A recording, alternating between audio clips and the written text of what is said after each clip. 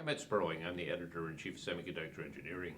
I'm over at Flex Logix with Geoff Tate, who's going to talk today about the MLPerf benchmarks. So Geoff, there are a lot of benchmarks out there, but what's the actual relevance of MLPerf for the edge? Edge computing is where you're not in a data center. You might be in a server, say in the back of a Walmart or a Wells Fargo. You might be in a surveillance camera. You might be in a car. And the needs of edge computing are very different from data centers. The MLPerf benchmarks that were recently published for inference are pretty much server-centric. If you go to the website, you'll see a list of products. You'll see 5 different benchmarks like ResNet 50. And you'll see within each benchmark 4 different columns, which are a little confusing at first until you think it through. One is offline. Offline is basically giant batch sizes. So not relevant to the edge, maybe relevant to data centers. And that's where you'll see the highest performance. Another is a server case where they have some random Poisson distribution of request inter-arrivals not relevant to the edge. And then there is stream. And stream is getting close to edge computing. Stream is where you measure the performance with a single inference request at a time for that particular benchmark. Why don't you draw this out for us? Okay. So Geoff, what are we looking at here?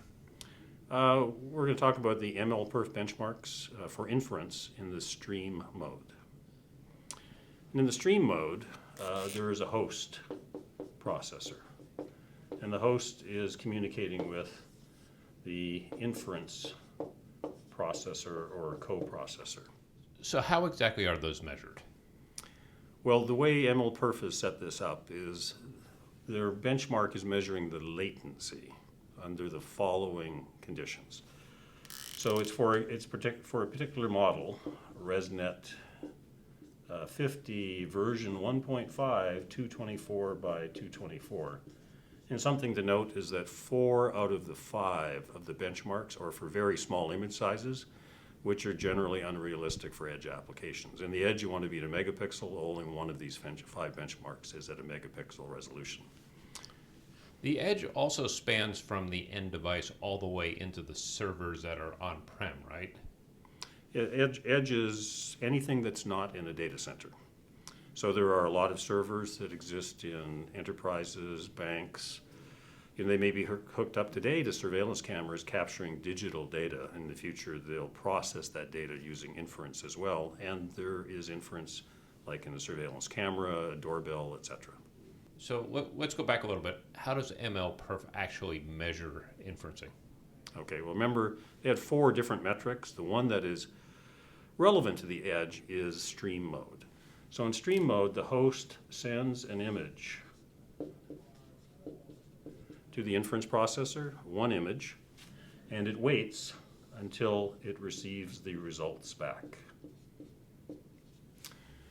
At that point, you measure the latency in milliseconds from sending the image to receiving the results, with some caveats. And those caveats are what?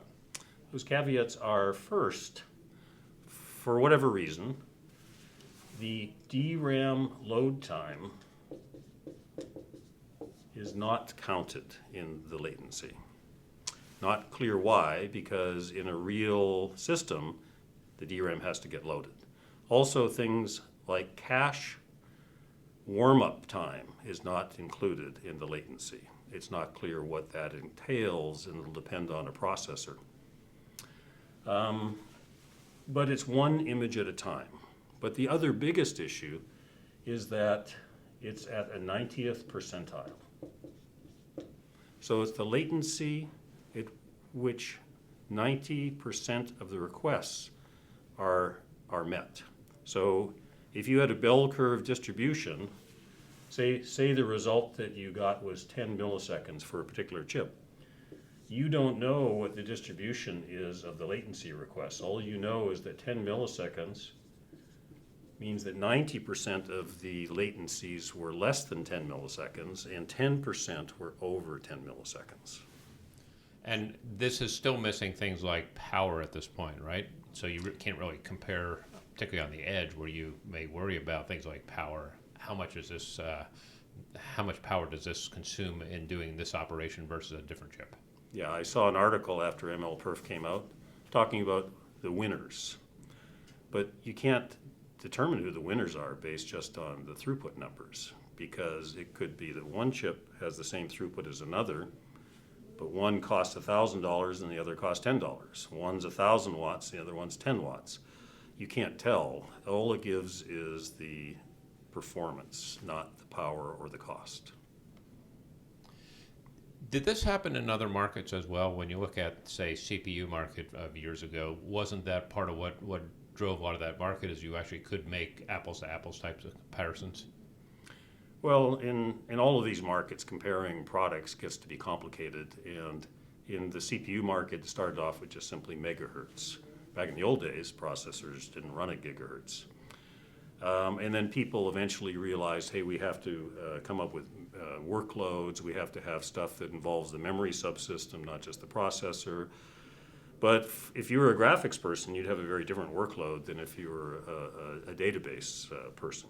So the same thing will happen in the inference space. But at the edge, just coming back to this 90th percentile, the most important thing about this is that can you really design your edge system based on the 90th percentile latency, or do you need to know the absolute worst case latency, and how long is that tail?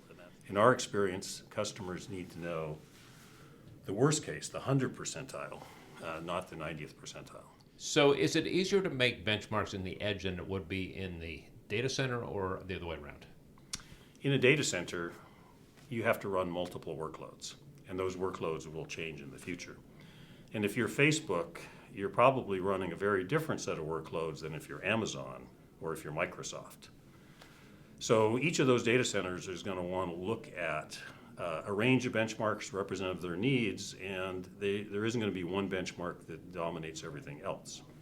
But at the edge, when you're looking at any given company, at least what we see, is customers are wanting to run one model. And they know what the model is, they know what they need in terms of latency and batch size, they know what image size they need. So for them, life is simple. Vendor A, B, C, D, run my model, tell me the throughput, and how much does it cost, and what's the power. And the trade-offs here are those same three things, right? It's performance, power, and basically area/cost. Yes, when we talk with customers, every customer has a power envelope they have to work within. Some may be 100 watts, some may be 5 watts. And every customer has a cost budget that they have to work in as well, and they have a latency or throughput target that they're trying to achieve. And generally what they want is to get the best performance they can within their constraints. Do any of the other factors, such as environmental impact on these designs, affect any of these benchmarks as well? So you think about an automobile, for example, and it's a very harsh condition. If you have an inferencing processor in that car, it's going to be a lot different than if you have an inferencing processor in your house. Well, sure. Or take a more obvious example of a surveillance camera. If the same surveillance camera sitting in this conference room, where it's kept within narrow temperature bands, has a very different thermal challenge than a surveillance camera sitting outside a Walmart facing the sun in Phoenix, Arizona in the summertime. You have to calculate that into your benchmarks as well, because it's no longer just a simple this chip versus this chip. It's this chip in this application. And so that's a good point. If you look at some of the chips that were in this study, for example, the NVIDIA Jetson Xavier AGX, it's a very long name. When you dig in, you find out that their module is limited to 90 degrees junction temperature, whereas typically chips in a data center are running at 105. So it means that you have to be that much more careful about the thermal environment that you put it in. And the reason there's limitations is if it ran at 100 degrees, it would be burning more power, it would run slower, there'd be something that would be an issue at that point. So again, there's some fine print that you have to check, not just the throughput. And not just the power numbers, you need to know the exact operating conditions for those power numbers. Is there any benchmarking at this point in terms of longevity of these chips? How long will they be reliable over time? These chips are just coming out, so there's no benchmarking in the sense that they've been in production for 10 years. And this industry is going to change so fast, nobody's going to be in production of the same chip in 3 years. They'll all move to better process nodes. But we're at a point in time in the semiconductor industry where there's very reliable information provided by the foundries. So we get a PDK from the foundries, a process design kit. It's like 1,000 pages long, and it has lots of formulas and guidelines as to how to compute reliability that all of us use in the industry, and we all benefit from that.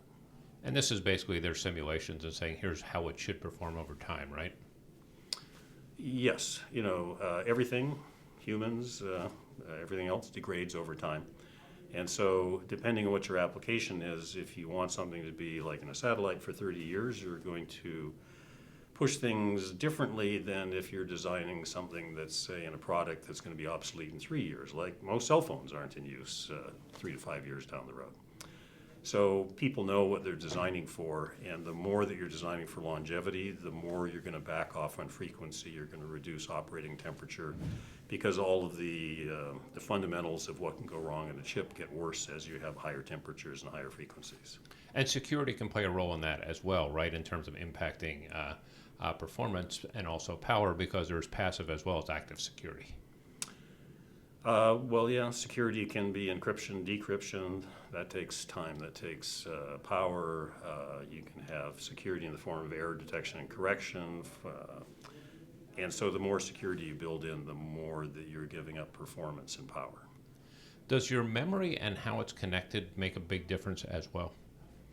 In inference, definitely. A lot of people are talking about needing HBM memories, high bandwidth memories, or HBM2. So these are monster DRAM devices that will sit on top of the silicon chip and connect directly without being in separate packages.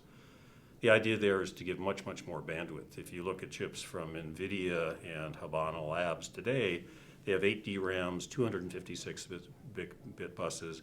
So these people are going to go to HBM memories and integrate them into the package, but it's very expensive. But it allows you to get higher frequency. Some of us are taking another direction, which is to minimize memory to get high performance. And I think in the end, for the bulk of the market, that is going to be the winning solution. So do these benchmarks, should they be set as this is the chip functioning in the context of other chips and other systems, or should it be just the chip itself? Inference is a nice, tightly contained thing, so it's reasonable to benchmark the inference chip separately from everything else in the system, and that's what the customers want to know. They take care of the rest of the stuff, like if you're in a car, if you have an inference chip telling you where pedestrians and bikes and so forth are, somebody has to decide what to do about that. That's a different chip and a different set of software. So inference is nice and tidy. You can benchmark it separately, and that's the right approach to do it. But your latency is now a function of where is that chip in relation to something else too, right? Yeah, at a system level, latency isn't just the inference chip latency, it's a total latency. So if you're in a self-driving car, there will be a spec, and that spec will be from the input to the camera to the time that you start taking any action about what you're seeing. That's going to be a certain number of milliseconds, and the inference is part of it. Capturing the image is part, cleaning up the image is part, processing it through an inference processor is part, and then there's some decision engine that decides, oh, that pedestrian is moving in front of me, I have to slow down, I have to move, whatever. So what you're doing with the benchmarks here is really focusing on a specific application and not how it connects to everything else. It's how fast it processes that, whatever your workload is. Correct. And then the system designer knows the latencies through the other parts of their system, and they can figure out the end-to-end latency. Geoff Tate, thanks for a great explanation. Oh, thanks, Ed.